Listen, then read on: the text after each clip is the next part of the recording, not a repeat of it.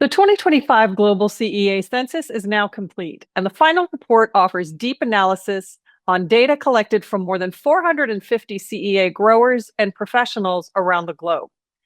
CEAg World co-produces the census with Agritecture, and for this three-part CEAg Talk series, I sat down with Agritecture CEO Henry Gordon Smith, lead agronomist David Caesar, and South American representative Victoria Mora.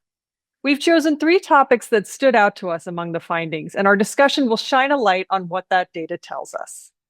Here in part two, we're talking about crop trends and strategies. All three parts of this series will be available at ceagworld.com/ceag-talks.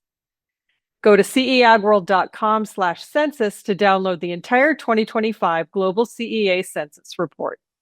Another thing I want to talk about is crop trends. Leafy greens still dominate the CEA landscape globally, but the census also shows growing interest in other crops. What does the data suggest about how growers are thinking about crop diversification right now? In the census, the primary crop groups among respondents, 35% were leafy greens, 22% vining crops, 10% microgreens, and a little over 6% for strawberries. Those were the top, the primary crop groups. One thing that I thought was interesting from there is that microgreens actually shows the strongest expansion intent in the survey. It was like 82%, which was higher than leafy greens or vining crops. What does that tell us about how growers are thinking about cash flow and operational risk when it comes to crop selection? Well, I mean, I think we have to go somewhat deeper into the data, but if I was to speak on the microgreens diversification edition, in some ways adding microgreens to operators which tend to be on the smaller side, which makes sense for a census like ours. We do have a variety in there. But if they're focused on responding to the consumer and they're on a smaller scale, adding microgreens is a relatively easy step for any operation compared to other crops. It doesn't require as much of a major infrastructure change, and it is a response to markets that value a more premium product in some cases. And many CA operators, from our census, as a result of our reach as a, urban ag and novel CEA platform, may lean in that direction. I think we could go deeper in that data, but one reason, just put it simply, one reason why microgreens are probably popular as a emerging crop is because, they're a response to consumers that are willing to pay more for something that's fresher and is higher quality, and they require very little relative to other interventions, improvements to an existing facility. You can do it in a relatively small space and have enough to have a business related to it. So that's what I suspect is behind, that information.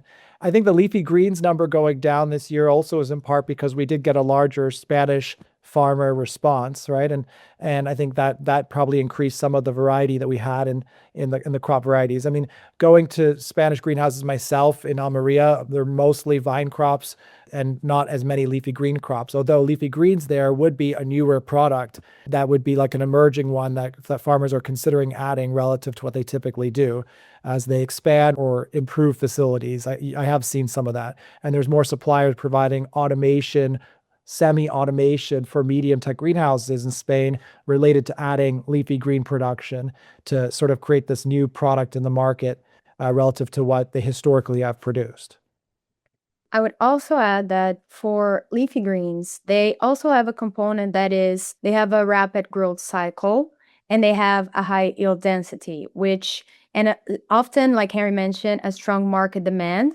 However, we also saw in the census that 90% of leafy greens growers were also responded to be not sure about their expansion plans and that their profit margins are highly volatile. And this is often due also to market saturation and intense price pressure and the energy costs. But also another point is that 58% of our respondents reported increased production costs, mainly, as we mentioned, energy and labor, and 90% of the farms have developed a strategy to adapt.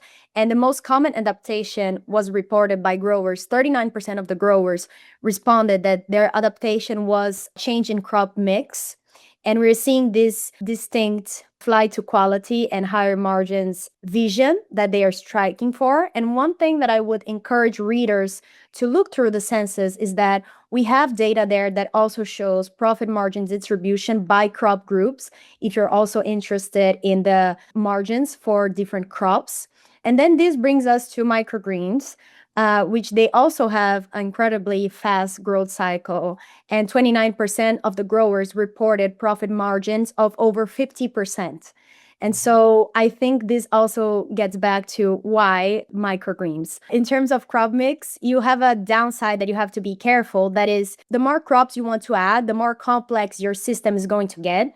And so you need to understand also how that is going to play off in terms of management difficulty and complexity and the cost associated. However, we also had a case study in the Census with one of our sponsors that provided a great example of Gold Star Farms that work with Prospient to design a flexible staggered gutter greenhouse that allowed them to switch between cucumbers and strawberries based on market demand. And so flexibility would be key here to survival, where you can combine a production like leafy greens or microgreens, again, depending on your market and if that's a fit, but you can combine that provides more rapid cash flows due to the growth cycle as in comparison to other crops, but then also combine that with other higher value crops that you can have a system that provides free cash flows, rapid, but also high value crops, but also remember to balance the complexity of the system and having the right partners and suppliers to help you plan and the right consultants. What you choose has to be based on who your customer is, how many of them are there, right? And how you're going to design the system around that. And if you're unsure, having a system that's adaptable really helps, right? Or if you're unsure, reducing your CapEx also helps because it gives you a bit of a buffer. So you get some control, but you're like maybe not investing and locking yourself into so much control that you can't change, right? These are the important lessons that we all need to understand about the future of CEA. And it's actually always been the way CEA is done properly. I think it's also important to just remind operators and current operators and future operators of just how important like your market research is, right? And understanding what's happening in the market you're selling into and how things are trending. And so you're ready to pivot. Leafy greens may be great in one market, but they may be terrible in another, right? And so understanding your market, understanding what's trending, understanding the socioeconomic trends, the age trends, what those consumers like is critical to the survival of your business.